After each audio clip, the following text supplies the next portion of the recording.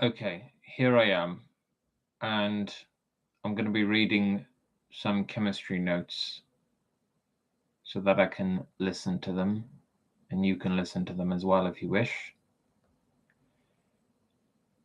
And it's chapter 1 of 10, and this chapter is atomic structure and the periodic table.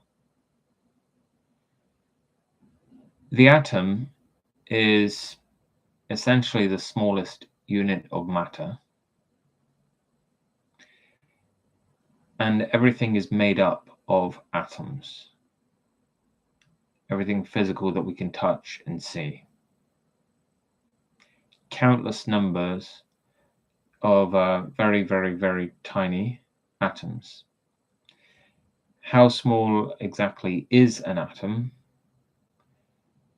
Well, you can compare an atom to an apple, and that would be like comparing an apple to the entire Earth.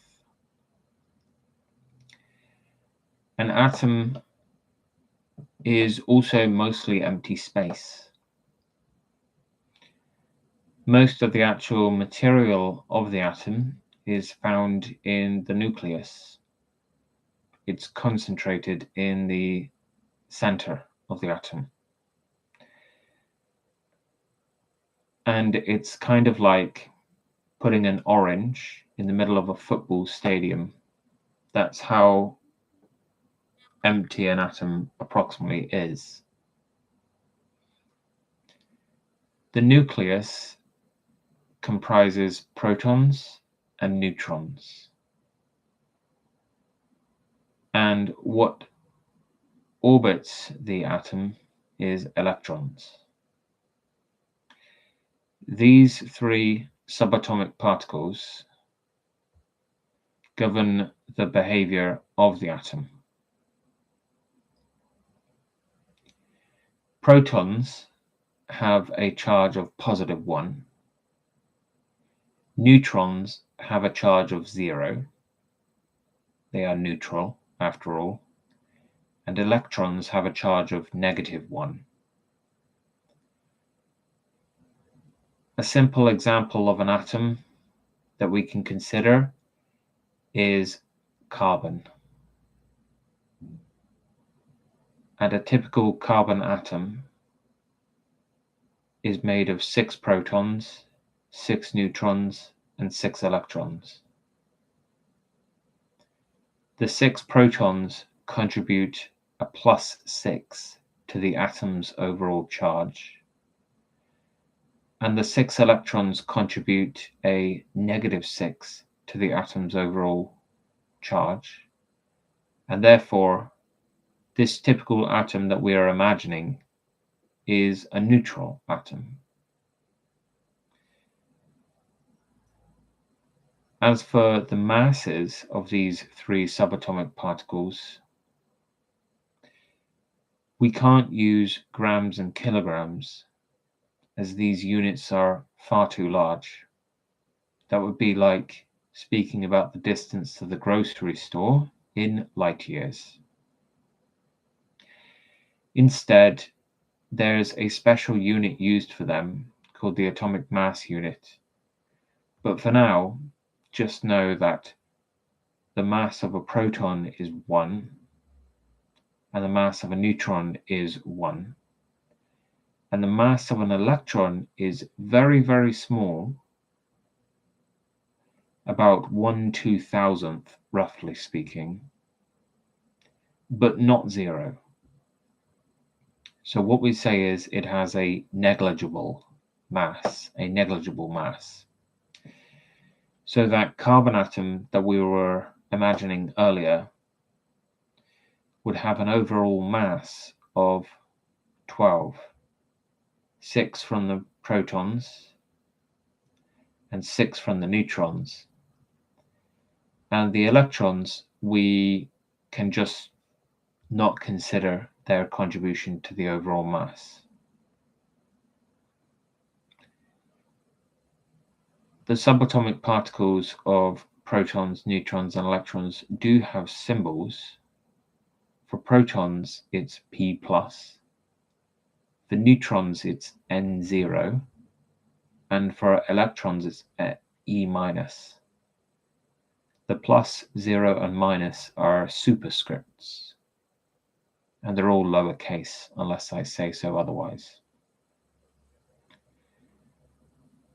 Electrons, as stated earlier, orbit the atom in particular energy levels or shells around the nucleus.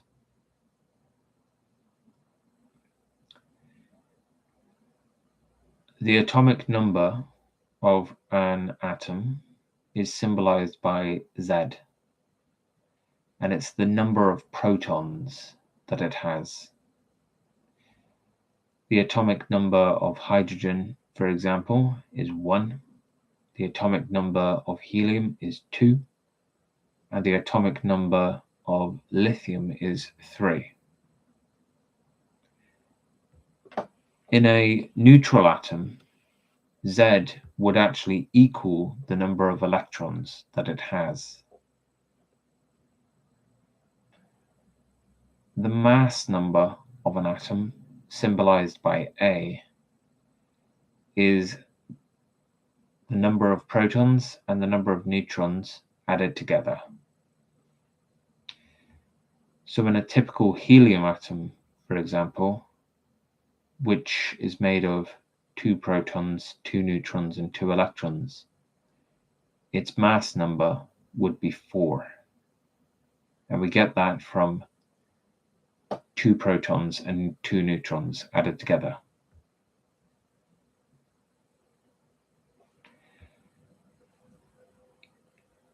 In sodium, which is another kind of atom, Z is equal to 11. That's its atomic number. A sodium atom is defined to be an atom with 11 protons. If I remove or add even a single proton, it's no longer a sodium atom. That's what makes it a sodium atom.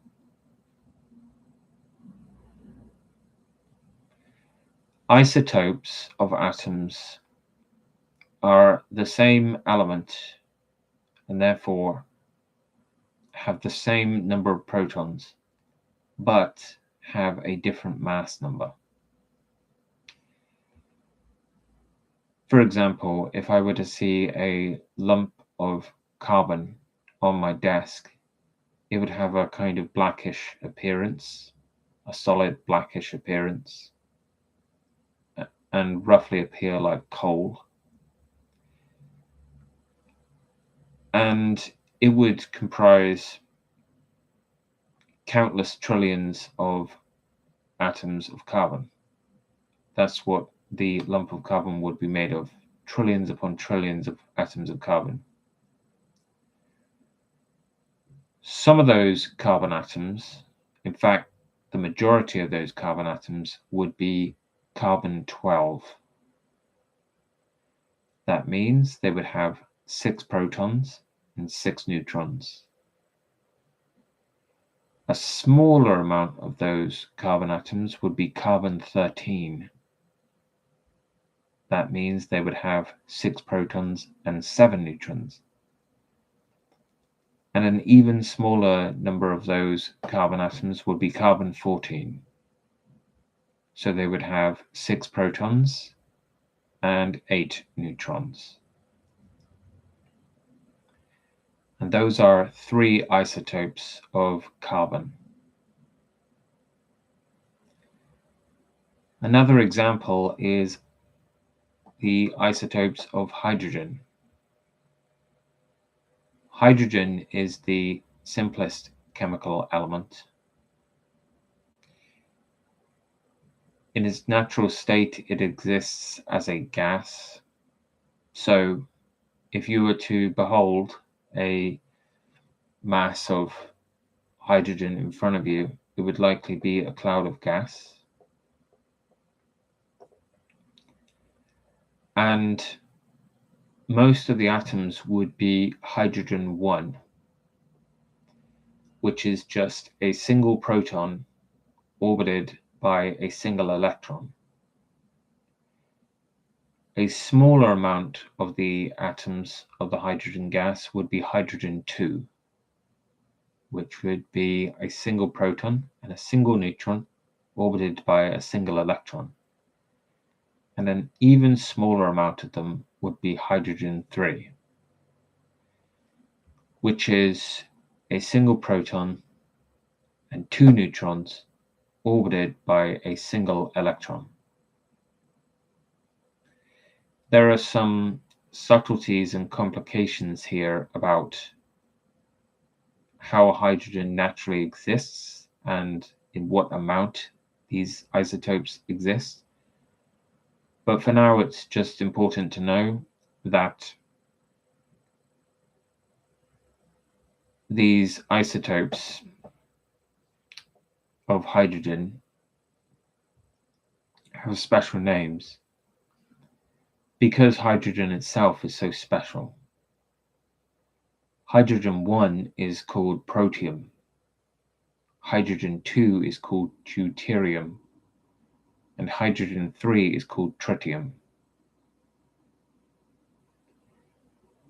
Different isotopes have different uses in the chemical industry as well.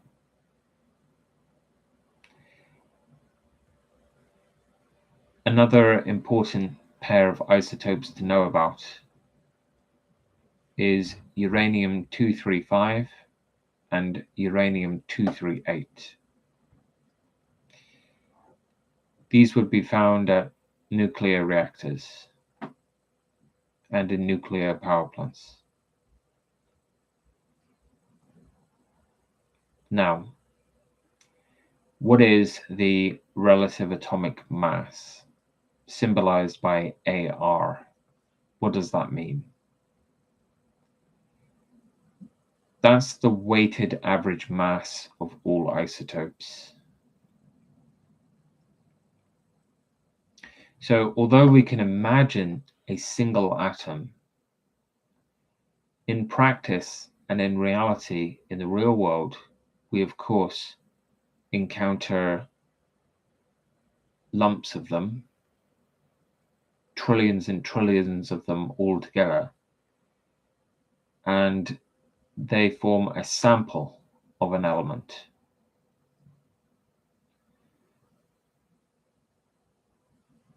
So it would be handy to know what the weighted average mass of all the isotopes are in a typical sample of an element. And this is why in the periodic table, although the atomic number, which is the number of protons, is a nice whole number, the mass number is a decimal because it's actually the relative atomic mass. For example, just looking at the periodic table and looking at chlorine, we see that the atomic number is 17 and the relative atomic mass is 35.45. The reason for this is, if we were to see a cloud of chlorine gas and to just be beholding a very large number of chlorine atoms in front of us, then most of them would be chlorine-35, which comprises 17 protons and 18 neutrons. But a non-trivial amount of them would be chlorine-37, which comprises 17 protons and 20 neutrons. The isotope abundance actually says what percentage of each isotope would be typically found in a sample of an element. In the case of chlorine, 3/4 of the chlorine atoms that you meet will be chlorine 35, and the remaining quarter will be chlorine 37. So it makes sense to speak of a weighted average, and that's what the relative atomic mass is. And so we say the relative atomic mass of chlorine is 35.5. It's quite similar to when people say that the average family has 2.2 children. It's a way of making sense of this.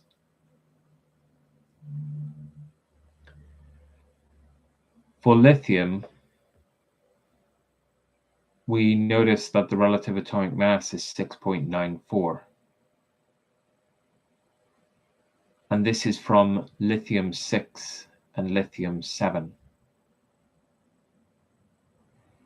And for boron, the relative atomic mass is 10.81. And this is from the isotopes boron-10 and boron-11. Now, let's speak about electrons and the configuration of electrons. Electrons fill the lowest energy levels first for an atom. An atom has 7 energy levels, or 7 shells, if you like, and it fills. Electrons occupy the first shell first, then the second shell, and once they fill that up, then they occupy the third shell, and so on. But how many vacant spots are there for electrons in these shells? In the first shell, you can fit 2 electrons. And in the second shell, 8 electrons. And in the third shell, 8 electrons.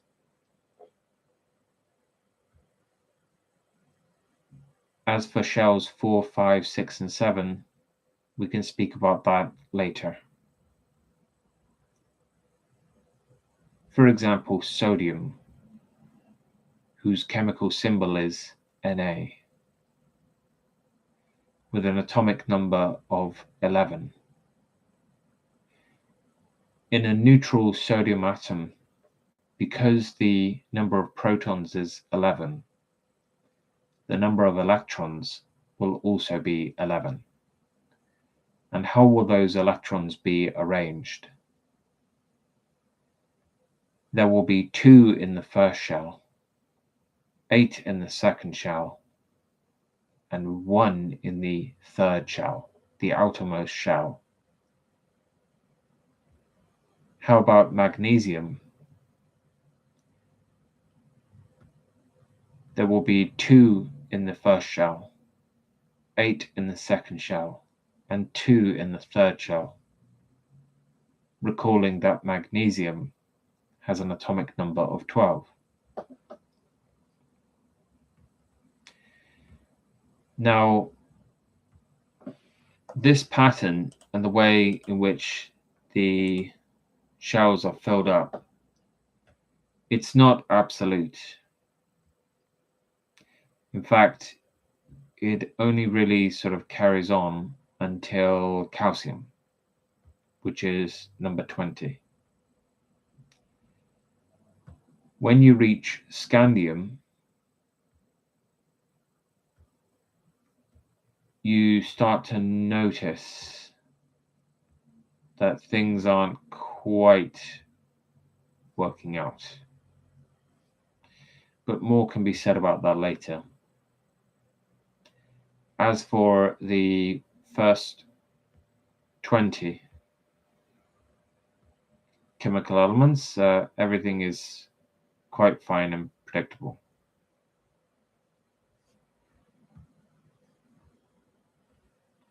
The outermost shell of electrons is sometimes called the valence shell, and it contains electrons called valence electrons. And these are what determine the chemical properties of the element. Elements with the same number of outer electrons have similar reactivity. For example, sodium and potassium both have one electron in their outermost shell, and so they both have similar reactivity.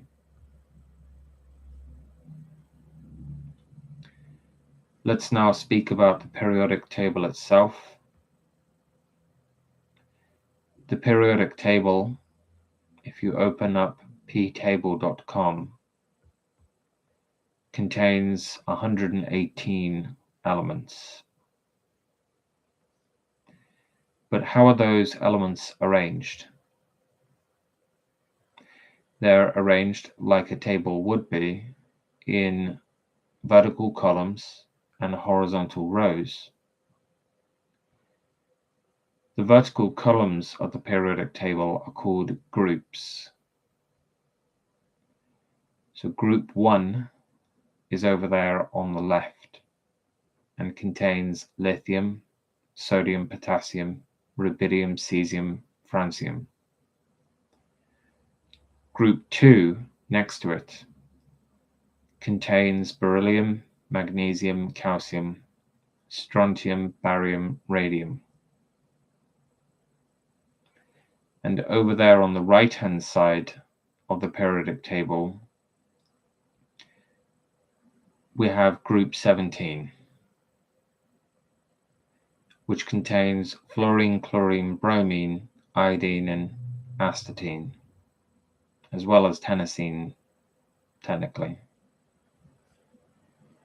Some of the groups have special names. For example, group 17 is known as the halogens. Group 18 is sometimes called group 0,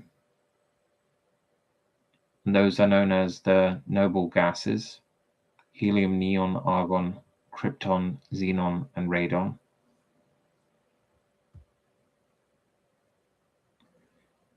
The groups put together elements which have the same number of outer electrons. So those in group 1 all have one outer electron, and those in group 2 all have two outer electrons. But what about group 17? Do they all have 17 outer electrons? Well, the answer to that is no. They all have 7 outer electrons. So this is partly why in some versions of the periodic table, this is called group 7. There's some other things to say about that, but just for now, know that when you hear group 7 and group 17, depending on the context, they can mean the same thing.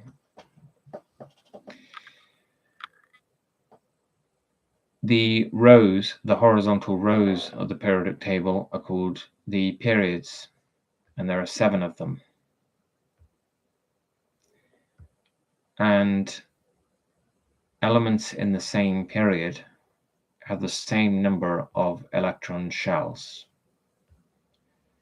So an element in period 6 will have 6 electron shells.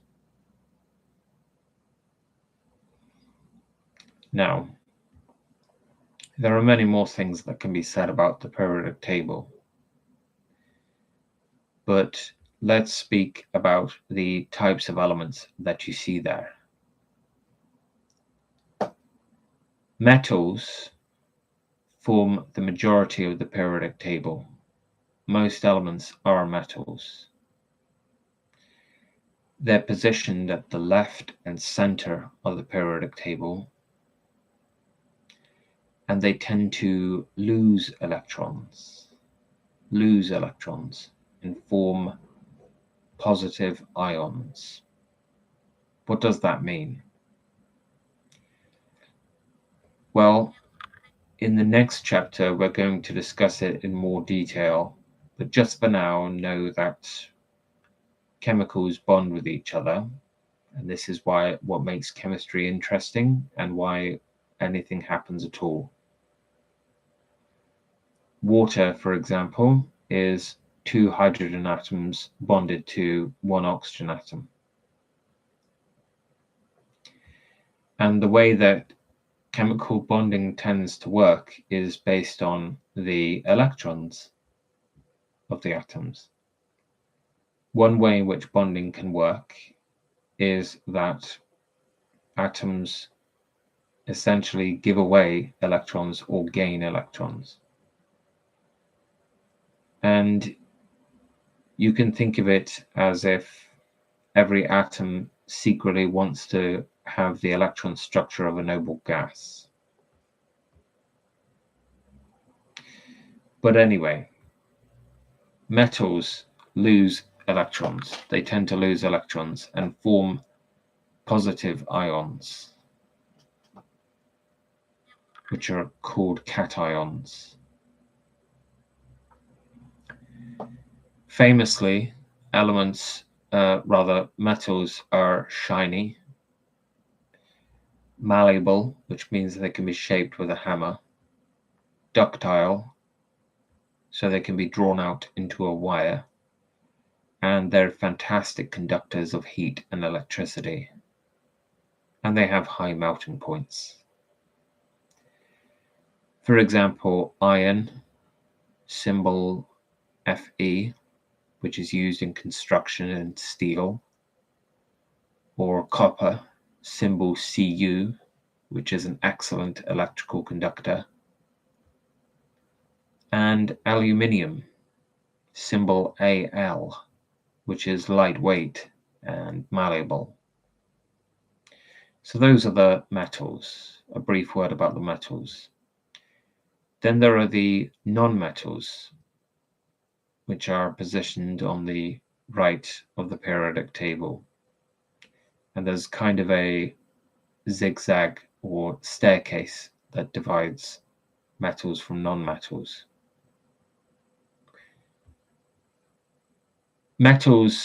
Non-metals rather, tend to gain or share electrons, so they form negative ions or anions. And as for their properties, they tend to look rather dull and to be quite brittle if they are solid. And they are poor conductors of electricity. And they're often gases or liquids. 3 key examples are oxygen, carbon, and sulfur.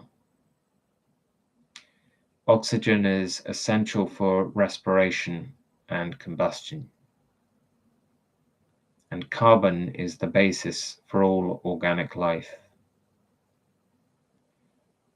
And sulfur is a bright yellow solid. Let's now speak a little bit about 3 special groups.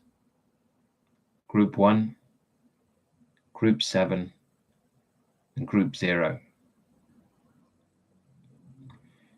Group 1, which has lithium, sodium, potassium, rubidium, cesium, and francium, is known as the alkali metals. They all have 1 outer electron and form positive ions. In particular, they form +1 ions. They tend to be soft with low density and a low melting point, but they're highly reactive. They're very keen to lose that single outermost electron. Reactivity increases as you go down the group.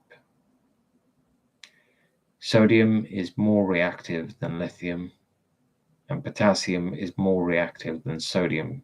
generally speaking. How do the group 1 elements, the alkali metals, react with water?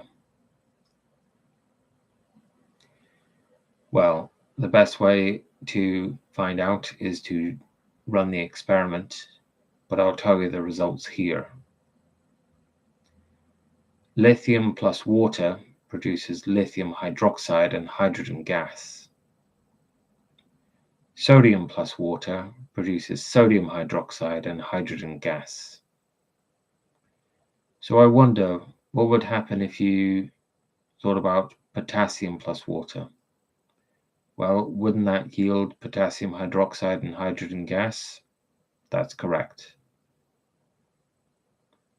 As for rubidium plus water, again, this produces rubidium hydroxide and hydrogen gas. Seems fairly simple, but what about balancing the reactions involved? The chemical reactions involved. That's a point that we have to touch on later. How do the alkali metals react with oxygen, though? What happens when sodium and oxygen gas react? What you get is sodium oxide. As for lithium and oxygen gas, you get lithium oxide. Seems simple, but what about the chemical reactions? What do those look like? Well, to be specific about it, 4 sodium atoms plus oxygen gas, which exists as O2, gives 2 molecules of sodium oxide, Na2O. How about lithium plus oxygen gas? Well, that would be 4 lithium atoms plus oxygen gas, which is O2, yielding 2 molecules of lithium oxide, which is Li2O. Now, what is the reaction of alkali metals with halogens? Halogens are group 7 in the periodic table.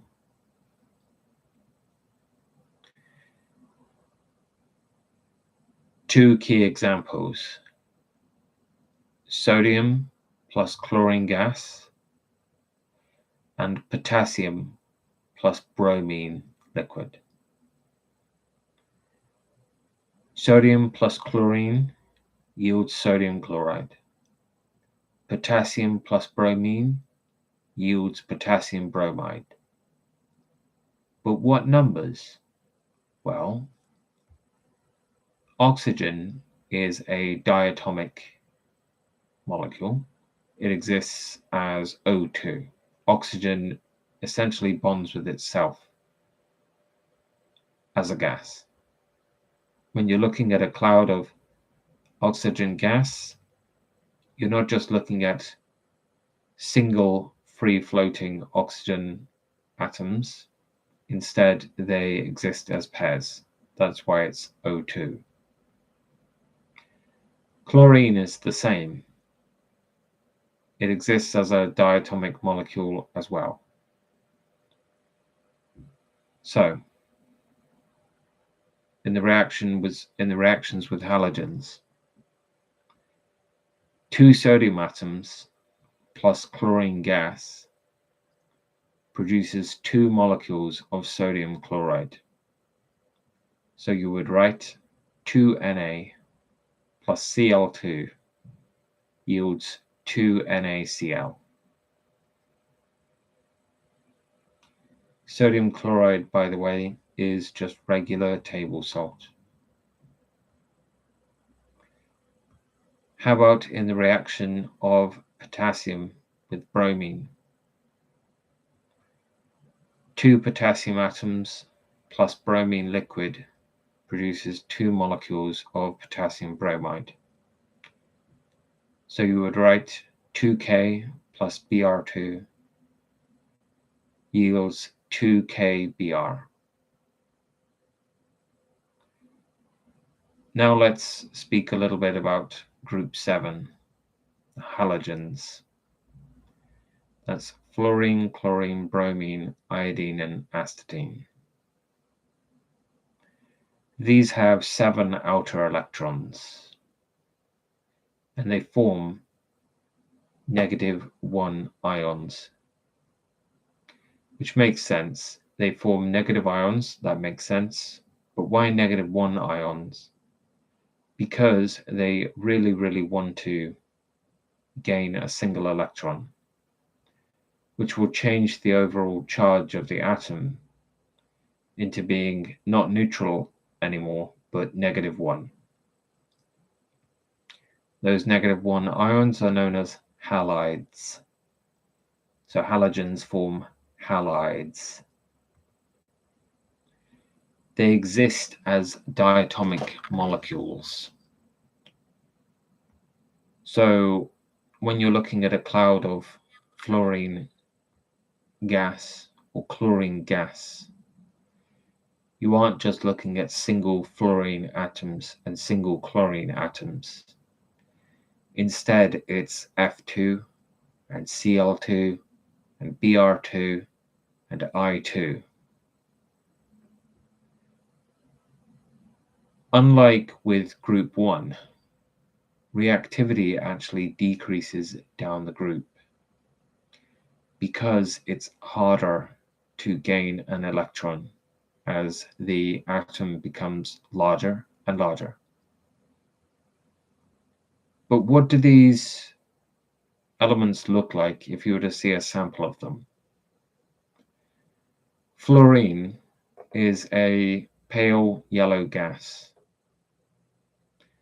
Chlorine is a green gas. Bromine is a red-brown liquid. And iodine is a dark gray solid, which becomes a purple vapor when you heat it. Something important to know about the halogens is their role in displacement reactions. More reactive halogens displace less reactive ones. For example, let's consider chlorine and bromine. Now, we know that chlorine is more reactive than bromine. So if chlorine gas were to react with sodium bromide, what would happen between the chlorine and bromine? The chlorine will displace the bromine.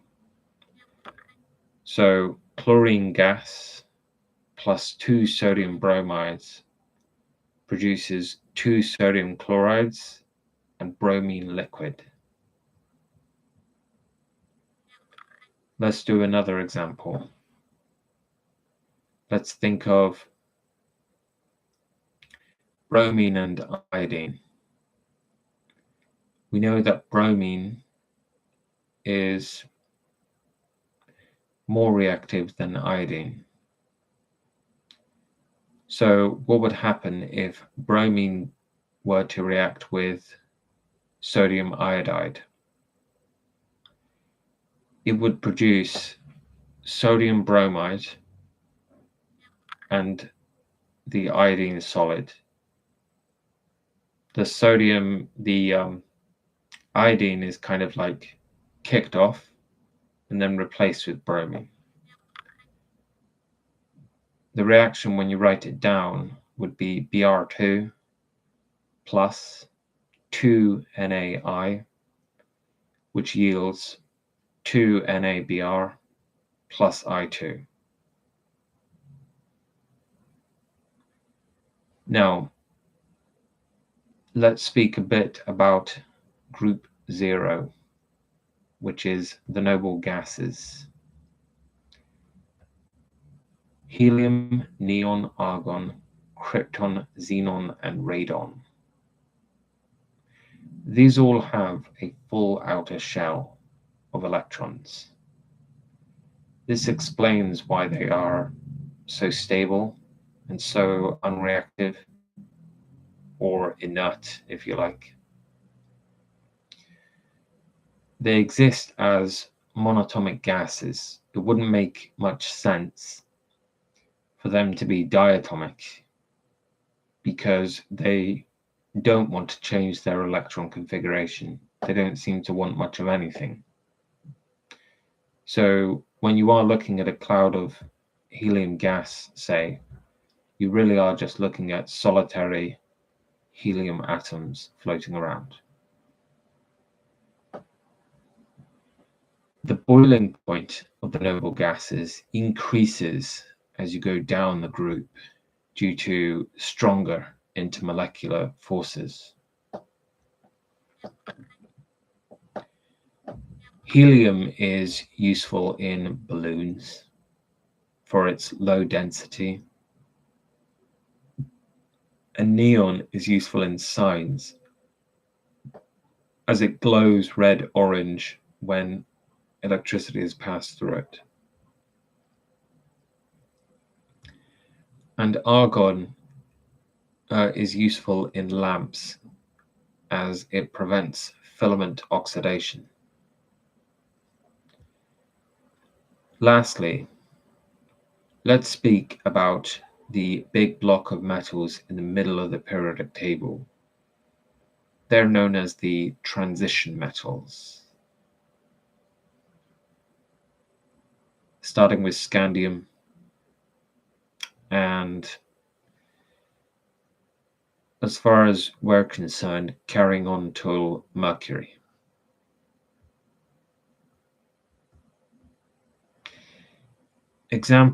Key examples include iron, copper, zinc, nickel, chromium, and manganese. They have typical metallic properties. They're hard, they're strong and dense. They also have high melting and boiling points, which makes sense if you consider a frying pan, which is usually made mostly of iron.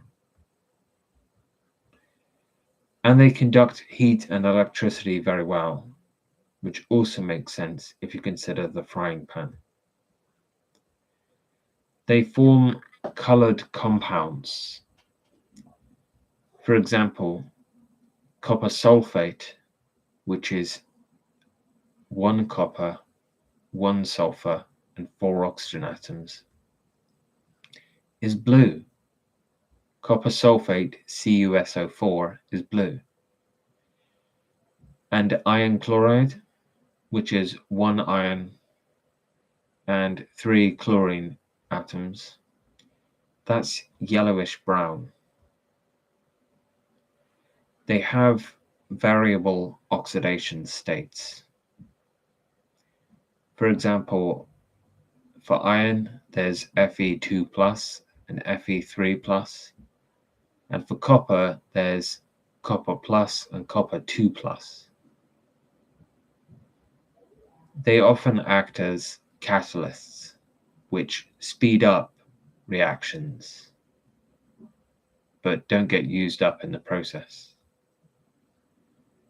For example, iron is used in the Haber process, which produces NH3 or ammonia. And manganese oxide, MnO2, is used in H2O2 decomposition,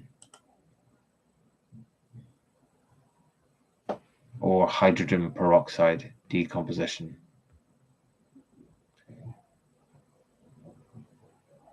And nickel is used in the hydrogenation of alkenes.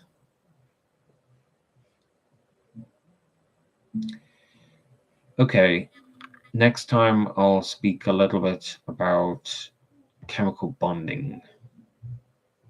Be well.